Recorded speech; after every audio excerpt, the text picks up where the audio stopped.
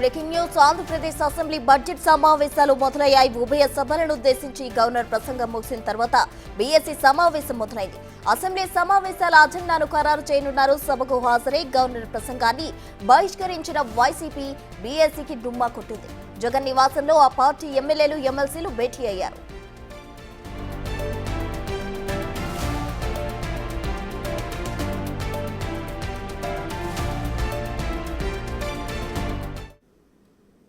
BSc meeting కు సంబంధించి update మా ప్రతినిధి శివ అందిస్తారు.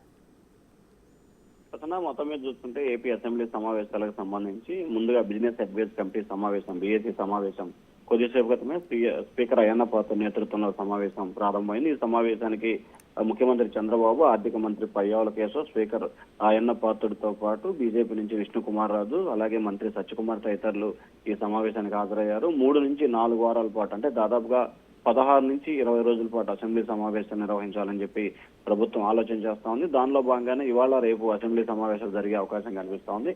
27 శివరాత్రి, 27 ఎమ్మెల్సీ ఎన్నికల నేపథ్యంలో సమావేశానికి వాయిదా, అలాగే 1వ తేదీకి సంబంధించి 2వ తేదీలో కూడా పూర్తి స్థాయిలో ఏదైతే 1, 2 తేదీలకు సంబంధించి కూడా అసెంబ్లీ సమావేశాలు వాయిదా పడే సెలవు ప్రకటించే అవకాశం కనిపిస్తా ఉంది. ఆ తర్వాత మార్చి 14, 15వ తేదీ వరకు కూడా ఏపీ అసెంబ్లీ సమావేశాలు జరిగే అవకాశం కనిపిస్తా ఉంది. ఈ నెల 28వ తేదీన ఏపీ అసెంబ్లీలో రాష్ట్ర బడ్జెట్ ని ప్రవేశపెట్టబోతా ఉన్నారు పయ్యావుల కేశవ్ ప్రసన్న.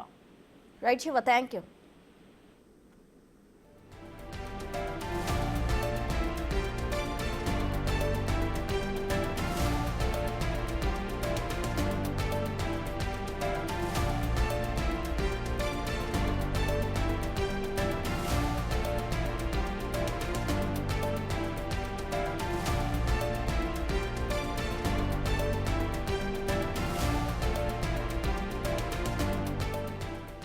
ఆంధ్రప్రదేశ్ అసెంబ్లీ బడ్జెట్ సమావేశాలు మొదలయ్యాయి. ఉభయ సభలను ఉద్దేశించి గవర్నర్ ప్రసంగం అయితే ముగిసింది. అయితే బీఎస్సీ సమావేశం ప్రజెంట్ మొదలైంది.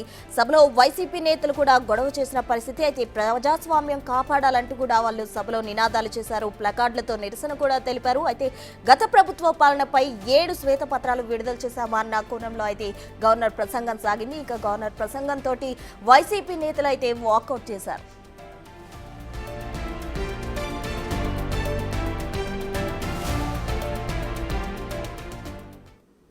జగన్ నివాసంలో సమావేశానికి సంబంధించి అప్డేట్స్ మా ప్రతినిధి సాగర్ లైవ్ లో అందించేందుకు సిద్ధంగా ఉన్నారు. సాగర్, చెప్పండి. అటు గవర్నర్ ప్రసంగం సమయంలో అయితే వైసీపీ నేతలంతా కూడా ప్లకార్డు ప్రదర్శించారు, నిరసన వ్యక్తం చేశారు, అలాగే వాకౌట్ కూడా చేశారు. ప్రజెంట్ జగన్ నివాసంలో సమావేశం అయితే ఏర్పాటు చేశారు. అక్కడ ఆ సమావేశంలో దేనికి సంబంధించి డిస్కస్ చేస్తున్నారు, డీటెయిల్స్ ఏంటి?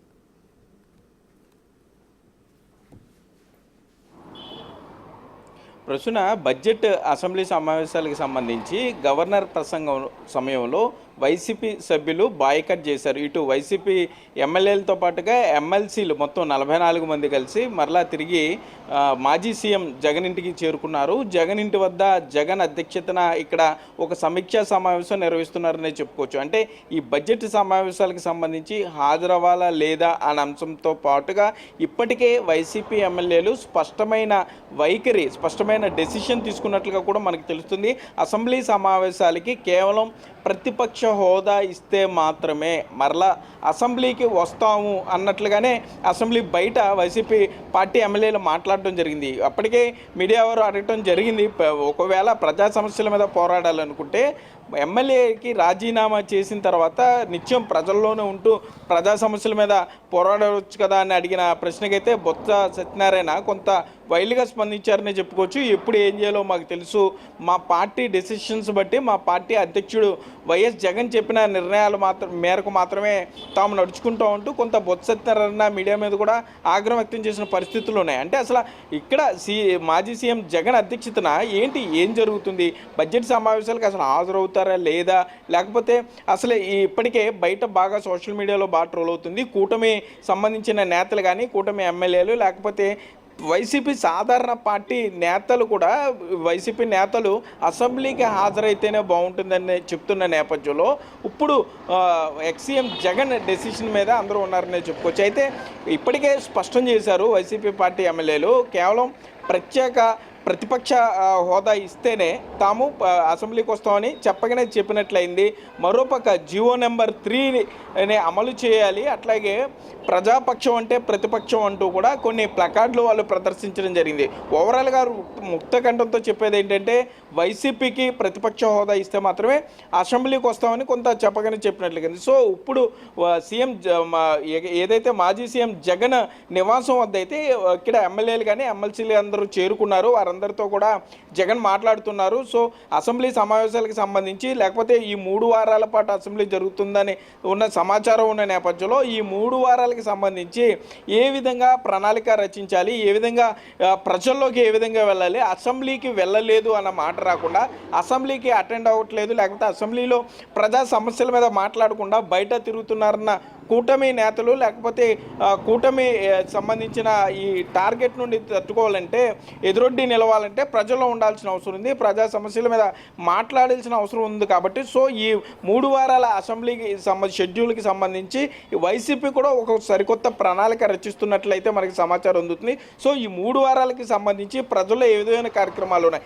ఈ 9 నెలల్లో సూపర్ 6కి సంబంధించి కానీ లేకపోతే కూటమి ప్రభుత్వం ఇచ్చిన హామీలను నెరవేర్చలేకపోవడం, ప్రజా సమస్యలు ఏవైతే ఉన్నాయో గుంటూరు మిర్చి యార్డు చూసాం, అట్లాగే ప్రజా సమస్యలు ఏవైతే ఉన్నాయో వాటి మీద మెయిన్ బేస్డ్గా వెళ్ళాలని అయితే జగన్ ఆలోచనగా తెలుస్తుంది. దీనికి అనుగుణంగానే అటు ఉత్తరాంధ్ర జిల్లాలకు సంబంధించి బొత్స సత్యనారాయణ కానీ, ఇటు ఉమ్మడి పశ్చిమ గోదావరి జిల్లాలు, అట్లాగే రాయలసీమ జిల్లాలు, మొత్తం ఈ జిల్లాల్లో ఉన్న ప్రధాన ప్రజా సమస్యల మీద ఎక్కువగా ఫోకస్ చేయమని చెప్పినట్లుగా తెలుస్తుంది. సో ఈ ప్రజా సమస్యలను ముందుగా తెలుసుకుంటే కొంత ముందుగానే ఒక షెడ్యూల్ చేసుకోవడానికి అవకాశం ఉంటుంది.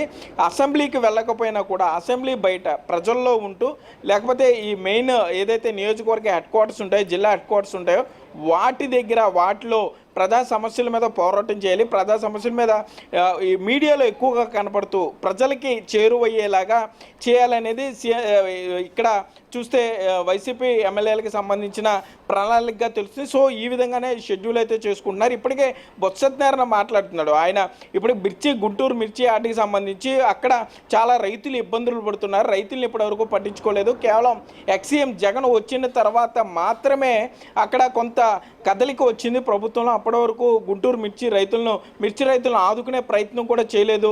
కేంద్రంతో మాట్లాడుతున్నారు, కేంద్రం నుండి సహకారం అందట్లేదు, రైతులు ఆత్మహత్య చేసుకునే పరిస్థితులు వస్తాయంటూ కూడా కొంత బొత్స సత్యనారాయణ విమర్శలు చేయడం జరిగింది. మరోపక్క ఇక్కడ చూసుకుంటే మాత్రం ఈ గుంటూరు మిర్చి యార్డుకి సంబంధించిన అటువంటి సమస్యలాగానే రాష్ట్రంలో మిగిలిన సమస్యలు అంటే కూటమి ప్రభుత్వం ఈ 9 నెలల్లో ఏవైనా విస్మరించి ఉంటే ఆ విస్మరించిన సమస్యలను హైలైట్ చేసుకుంటూ వైసీపీ ఎమ్మెల్యేలు అసెంబ్లీకి వెళ్ళలేదు అన్న అపవాదు ప్రజల నుండి రాకుండా కొంత మేనేజ్ చేయగలుగుతాం అనేది ఇక్కడ కొంత ప్రణాళిక అయితే మనకి తెలుస్తుంది. ప్రస్తుతం సాగర్, అయితే ఇటు బొత్స సత్యనారాయణ ప్రతిపక్ష హోదా ఇస్తే మేము అసెంబ్లీకి వస్తాము, అది ప్రభుత్వమే డిసైడ్ చేసుకోవాలనుకుంటున్నారు. మరోవైపు అయితే జగన్ సభ్యత్వం రద్దు అయిపోతుంది కాబట్టి ఈరోజు అసెంబ్లీకి వచ్చారు అంటూ కూడా పొలిటికల్ సర్కిల్స్లో అయితే టాక్ నడుస్తుంది.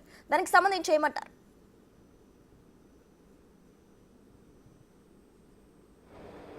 ప్రస్తుతం ఉదయాన్నే 9:15కు వైసీపీ అధినేత జగన్ తాడేపల్లిలోని తన ఇంటి నుండి అసెంబ్లీకి బయలుదేరారు. అప్పటికే సోషల్ మీడియాలో అసలు ఈరోజు కూడా జగన్ అసెంబ్లీకి హాజరవుతారు లేదా, గవర్నర్ ప్రసంగానికి సంబంధించి ఆయన అసెంబ్లీలో మొత్తం కూర్చుంటారా లేదా అనే దాని మీద పొలిటికల్ సర్కిల్లో బాగా చర్చ నడిచిందనే చెప్పుకోవచ్చు. మరోపక్క డిప్యూటీ స్పీకర్ రఘురామకృష్ణరాజు సైతం ఏదైతే వైఎస్ జగన్ తాడేపల్లిలో నివాసం ఉందో దాని వెనకాలే విల్లాస్లో ఆయన కూడా నివాసం ఉంటున్నాడు. జగన్ కన్నా 5 నిమిషాల ముందు రఘురామకృష్ణరాజు బయలుదేరటం. సో రఘురామకృష్ణరాజు ఇటు వైసీపీ అధినేత జగన్, పులివెందుల ఎమ్మెల్యే జగన్, ఈ రెండింటి ఎలా ఉండబోతుంది? ఎందుకంటే రాష్ట్ర వ్యాప్తంగా కూడా ప్రత్యేక చర్చ నడిచిందనే చెప్పుకోవచ్చు.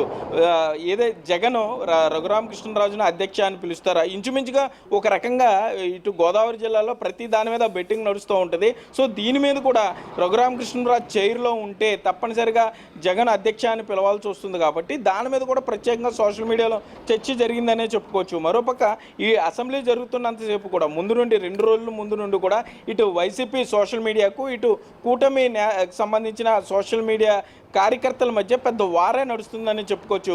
హామీలు నెరవేర్చలేకపోయారంటూ అటు వైసీపీ సోషల్ మీడియా వాళ్ళు కొంత ట్రోల్ చేస్తుంటే, నెరవేర్చిన హామీలను చెప్తూ కొంత కూటమి సోషల్ మీడియా వాళ్ళు ముందుకు వెళ్తున్నారని చెప్పు. సో అసెంబ్లీకి వెళ్ళిన తర్వాత ఇంకా పూర్తవకుండానే ఒకసారిగా బాయ్కాట్ డెసిషన్ తీసుకోవడం, వైసీపీకి సంబంధించిన ఎమ్మెల్యేలంతా బయటికి రావడం, ప్లకార్డులు ప్రదర్శించడం, జీవో నెంబర్ 3ని అమలు చేయాలంటూ ప్రతిపక్షం ప్రజాపక్షం అంటూ కూడా కొన్ని స్లోగన్స్తో కొన్నటువంటి ప్లకార్డులను వీరు ప్రదర్శించడం జరిగింది. సో వారి వైఖరి అయితే స్పష్టంగా కొంత చెప్పినట్లయింది. ఏంటంటే వారు ప్రతిపక్ష హోదా ఇస్తేనే అసెంబ్లీకి వస్తారు. మరోపక్క బొత్స సత్యనారాయణ మాట్లాడుతూ తాము అసెంబ్లీకి రావాలా వద్దా అనేది ప్రభుత్వ నిర్ణయం మీద ఆధారపడి ఉంటుందని చెప్పారు. సో అందులో ఉన్న ఆలోచన మనకి నిగూఢ అర్థం అయితే తప్పనిసరిగా ఈ ప్రతిపక్ష హోదా ఇస్తేనే మేము అసెంబ్లీకి వస్తామని కొంత బొత్స సత్యనారాయణ కూడా కరాఖండిగా చెప్పినట్లయింది. కానీ అక్కడ పరిస్థితులు చూస్తే మాత్రం ఇంచుమించుగా ఒక పక్క వీళ్ళు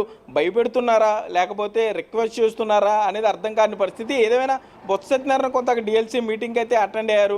సో అక్కడ కూడా కొంత క్లారిటీ వచ్చే అవకాశం ఉంటుంది అసెంబ్లీలో. మరోపక్క ఇక్కడ చూసుకుంటే కనుక ఇక్కడ ఎమ్మెల్యేలతో వైఎస్ జగన్ సమావేశం అయ్యారు కాబట్టి వీళ్ళ టార్గెట్ ఒకటే, ప్రజల్లో ఉండాలి. అసెంబ్లీకి జగన్ హాజరవ్వలేదు, లేకపోతే అసెంబ్లీకి వైసీపీ ఎమ్మెల్యేలు కానీ హాజరవ్వలేదు, ప్రజా సమస్యలను పట్టించుకోవడం లేదు, అసెంబ్లీలో ప్రజా సమస్యల మీద గలం విప్పే ప్రయత్నం చేయట్లేదు, ప్రజా సమస్యలను అసెంబ్లీలో వినిపించడం లేదు అన్న బ్యాడ్ టాక్ రాకుండా, లేకపోతే ఆ నెగిటివ్ టాక్ని తట్టుకోవడానికి ఇక్కడ ప్రస్తుతానికి ఈ 3 వారాల పాటు బడ్జెట్ సమావేశాలు జరుగుతున్నంతసేపు కూడా కనీసం 3 రోజులకు ఒకటి, లేదంటే పెద్ద సమస్యలు అయితే వారానికి ఒకటి ప్రజల్లోకి వెళ్ళాలి. ప్రజల మధ్యలో ఉంటూ ప్రజా సమస్యల మీద కూటమి ప్రభుత్వం చేయలేకపోయినటువంటి హామీల మీద పోరాడాలి అనేది వీళ్ళ ప్రధాన లక్ష్యంగా తెలుస్తుంది. సో వైసీపీ ఎమ్మెల్యేలు అయితే కొంత దీనికి సంబంధించి, ఎందుకంటే ఇప్పుడు కూటమి ప్రభుత్వంలో బయటికి రావడం కొంత కష్టంగా ఉంది. ఇప్పటికే వల్లభనేని వంశీ అరెస్ట్, మరోపక్క చూసుకుంటే కనుక పేర్నాని కూడా మరికొన్ని రోజుల్లో అరెస్ట్ చేస్తారు, లేకపోతే కొడాలని అరెస్ట్ చేస్తారు. ఇన్ని ప్రచారాల నేపథ్యంలో ఈ వైసీపీ నేతలు రోడ్డు మీదకి వచ్చే పరిస్థితి లేదు, కార్యకర్తలు కూడా భయపడిపోతున్నారనే విషయాన్ని జగన్ దృష్టికి తీసుకువెళ్ళినట్లు తెలిసింది. సో మరి కాసేపట్లోనే ఈ బడ్జెట్ సమావేశాల్లో ఎటువంటి ప్రణాళిక అనుసరించాలి, ప్రజల నుండి ప్రజా సమస్యల మీద ఏ విధంగా పోరాడాలనే దాని మీద జగన్ మాట్లాడే పరిస్థితులు అయితే ఇక్కడ ఉన్నాయి. Prasuna, thank you Sagar.